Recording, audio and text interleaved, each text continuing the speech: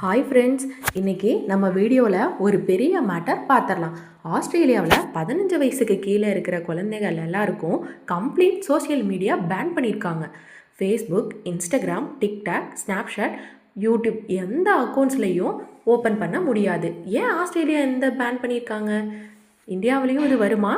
இதெல்லாம் நம்ம வீடியோவில் ஃபுல்லாக பார்ப்போம். கடைசி வரைக்கும் பாருங்கள். இதில் ஒரு சீக்ரெட் இருக்குது, மிஸ் பண்ணிடாதீங்க. நம்பர் 1, இந்த பேன் என்ன? ஆஸ்திரேலியா அரசு ஒரு அஃபிஷியல் டிசிஷன் எடுத்திருக்கு. அதாவது under 16 users no social media account. புதிய அக்கௌண்ட்ஸ் ஓப்பன் பண்ண முடியாது. ஆல்ரெடி இருக்கிற அக்கௌண்ட்ஸும் ரெஸ்ட்ரிக்ஷன் வரும். ஆப் கிட்ஸுக்கு வெரிஃபிகேஷன் கேட்கும். இதில் ஃபேஸ்புக், இன்ஸ்டாகிராம், டிக்டாக், ஸ்னாப்சாட் எல்லாமே வரும். அதாவது ஒரு 15 வயசு குழந்தை இன்ஸ்டாகிராம் அக்கௌண்ட் ஓப்பன் பண்ணினா அது ஆட்டோமேட்டிக்கலி பிளாக் ஆகிடும். நம்பர் 2, ஏன் ஆஸ்திரேலியா இந்த பேன் எடுத்திருக்காங்க? இதுக்கு முக்கிய காரணம் 4. நம்பர் 1, சைபர் புல்லிங் அதிகரிச்சிச்சு. ஸ்கூல்ஸ் கிட்ஸ்க்கு ஆன்லைன் ஹராஸ்மெண்ட் ரொம்ப அதிகமாக வந்துடுச்சு. Instagram comments, TikTok message, mental stress அதிகமாகிடுச்சு. Number 2, addiction level use.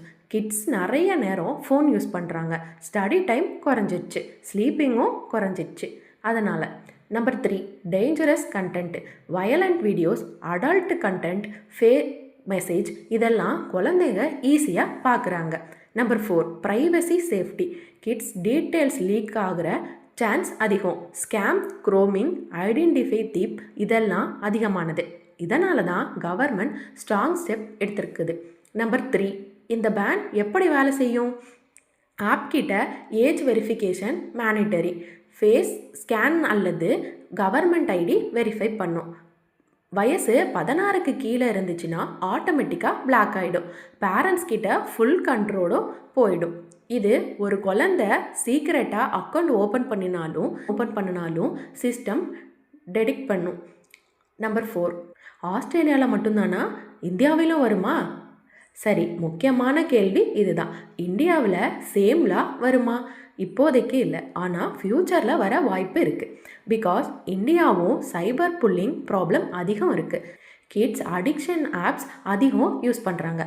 Government already social media ரூல்ஸுக்காக நியூ பில் பிளான் பண்ணுது.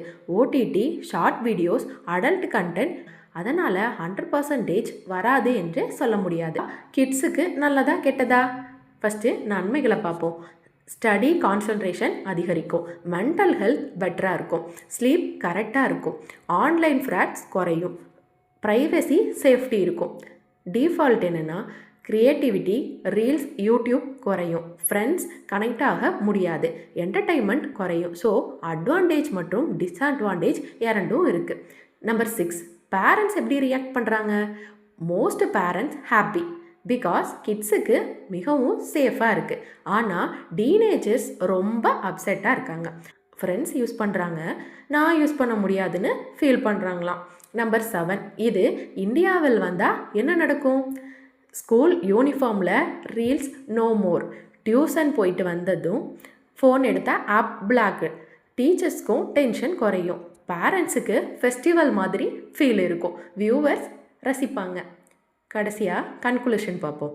ஸோ ஃப்ரெண்ட்ஸ், இதுதான் ஆஸ்திரேலியா எடுத்திருக்க பெரிய டிசிஷன். இந்தியாவிலும் இது போல் லா வரும் வாய்ப்பு இருக்குது. பட் டைம் எடுக்கலாம். உங்கள் ஒப்பீனியன் என்ன? இந்த பேன் இந்தியாவில் வருமா? கமெண்ட்டில் சொல்லுங்கள். லைக், ஷேர், சப்ஸ்கிரைப் பண்ண மறந்துடாதீங்க.